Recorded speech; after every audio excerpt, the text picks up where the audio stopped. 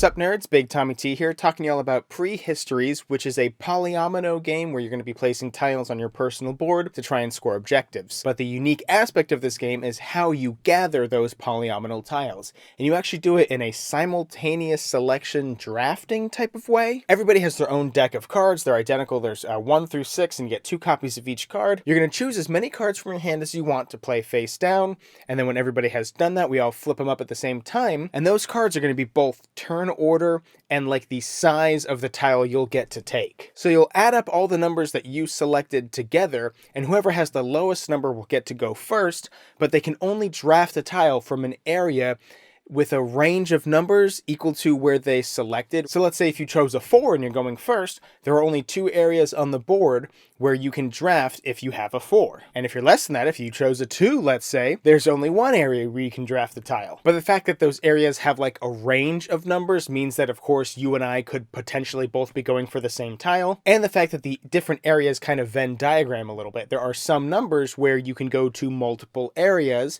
to draft the tile. But in that range of numbers, there are like better numbers to have at certain areas. Like let's say if you choose a 10, you'd be able to draft a 3 square tile or a 4 square tile. But if you draft a 3 square tile, you don't get any wounds. If you draft a 4 square tile, you do get wounds. And wounds dictate how many cards you get to draw back up at the end of the turn. Like if you don't get any tiles, either from abstaining from playing any cards or by somebody else just getting a tile before you and you can't get any tiles, then you'll get to draw more.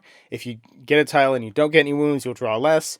And then getting 1 or more wounds is like bad, you'll draw fewer cards, which is interesting. And I mean, it's something to think about, but I would think more about the goals and what my other players are doing versus that, because you can just take your whole turn to just draw cards, and a lot of times it's a pretty good idea, and I feel like a lot of people at the table are gonna do it. If you really need a tile, it's probably a good idea to just choose a lower number and then guarantee that you're gonna get it over if somebody else wants it. If you and I both want the same tile, well, I can just be willing to go play the lowest number, so I go first, so I get to draft the tile first. And then how you win the game is, of course, scoring goals. You have 8 little tokens in your color, and you get to place them on goal cards, or there are like some, goals that are always there whenever you complete them. They're like, completing a full horizontal row or diagonal row, or putting the biggest tile out there that's the most expensive. Or, there are a bunch of cards that are easy or hard. It depends on the symbol that's on the tiles and the order in which you place them and how you surround things and which areas of the board you cover up and all that kind of stuff. And if you're the first one to complete one of those cards, you get to place more tokens on there than if you're the second one to do it. But since it's a race to the finish, the first person to get rid of all their tokens will win the game. There is one card that I think is super OP,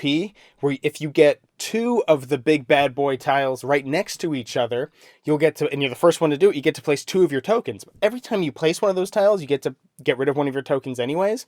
So if you're the first person to complete that one, you get rid of 4 of your tokens in the process, and you only have 8 tokens to start, so you're halfway to winning. That's pretty OP. I mean, of course, then everybody else could do that, and even if you come second place, you get rid of 3 of your tokens, so the other person only has a 1 token advantage. But just if that card's at the table, it feels like everybody needs to go for it, and I don't know, maybe that's just not the playstyle you want in your game. In addition to that, I do have one other complaint, is that you cannot rotate the tiles, which I guess, it makes it a little bit more difficult and strategic, and most polyomino games don't do that, so I'll give it to them for, a little bit of uniqueness there. But there can definitely be times when you're like really waiting for the right tile to come up. Oh, and another thing is, I really wish that, component quality of the game is pretty good, but I do wish that there was an easier way to randomize all the tiles. It says to just kind of put them in a pile, and I kind of close my eyes and mix them up a little bit to draft the tile and put it on the board.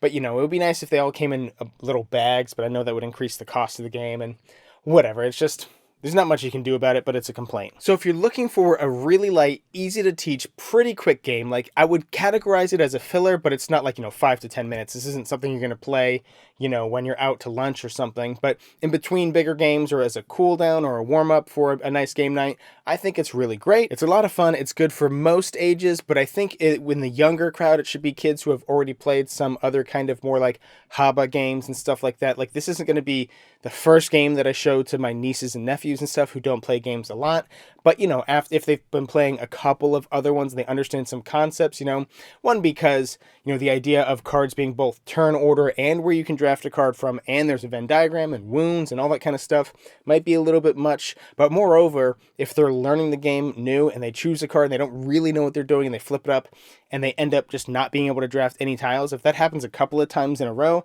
that could feel not so great. I mean, yeah, sure, they're going to draw more cards then, and then more likely to get a tile next time, but it still might be a negative experience for some kids. And you know, there's other games if you're worried about that. But anywho, I'm going to put a purchase link in the description box down below for this game. Get yourself a copy. Also down there is going to be a link for Game Toppers. And while you're down there, don't forget to subscribe to our channel so you'll never be bored.